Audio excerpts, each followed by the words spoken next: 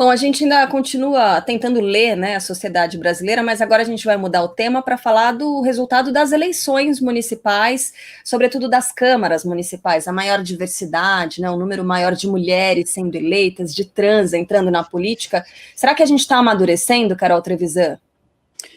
Tem um movimento muito interessante acontecendo na sociedade agora, né? Como a gente já falou aqui no fim de semana nas eleições, a gente viu que o bolsonarismo perdeu força, não o Bolsonaro em si, porque os partidos que formam a base eleitoral dele continuam fortes, né? E foram vencedores. Mas o bolsonarismo, esse jeito de fazer política, o ódio, né, o uso de fake news, essas expressões mais agressivas e violentas, que não tem a ver com a política necessariamente, né, a ideia do outsider, né, de quem está entrando, isso perdeu força. O que a gente viu, de fato, acontecendo foi aumento de candidatura de mulheres, de pessoas negras e eleição das trans. Muito interessante que isso esteja acontecendo agora. Talvez seja um sinal de que há uma mudança de rumos, ou que há uma tentativa de equilíbrio em relação à extrema-direita, né? Porque até a direita, a centro-direita, está tentando se afastar da extrema-direita, porque já viu que isso não funciona nas eleições, né? Então, um caso interessante, por exemplo, aconteceu em Tamandaré, e essa é a minha história da semana. Vocês lembram daquele caso do Miguel, né? O menino, o filho da Mirtes, que trabalhava na casa de uma família, que o patrão era o prefeito de Tamandaré, Sérgio Hacker. Ele estava tentando a reeleição e ele perdeu.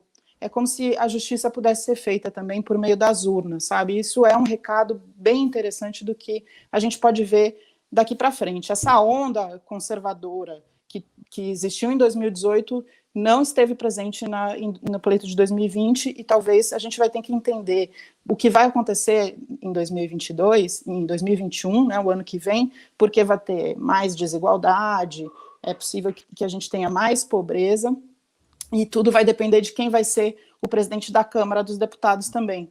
Mas isso pode ser que signifique uma tendência de apaziguamento, né, nessa disputa eleitoral, e uma tendência que os partidos tenham que dialogar mais, tanto de esquerda quanto de direita. Carla, Diogo.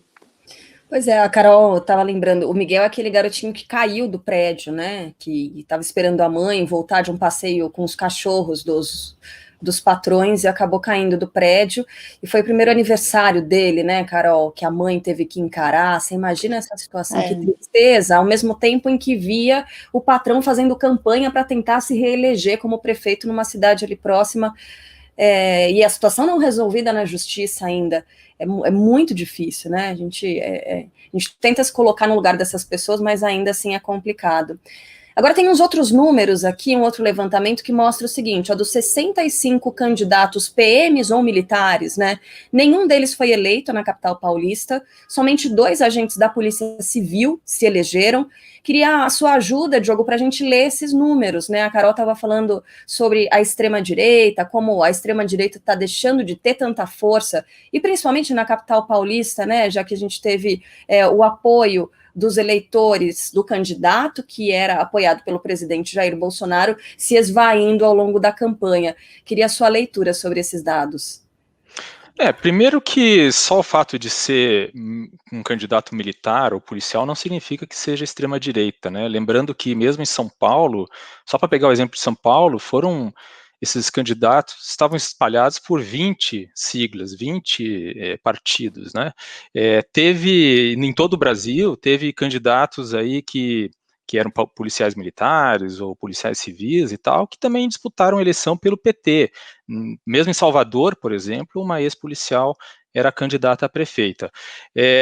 Mas sim, eles têm uma associação com uma pauta de segurança pública, né, mais conhecidos como candidatos de direita.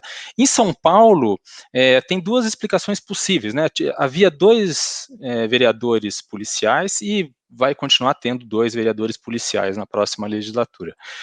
2 explicações possíveis são, primeiro, como teve um número maior de candidatos policiais, o dobro do que nas últimas eleições, isso dispersou o voto.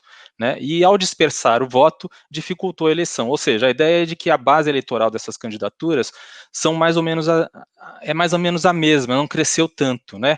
E com mais opções acabou diluindo o voto em vários candidatos e aí não teve tantos candidatos se elegendo.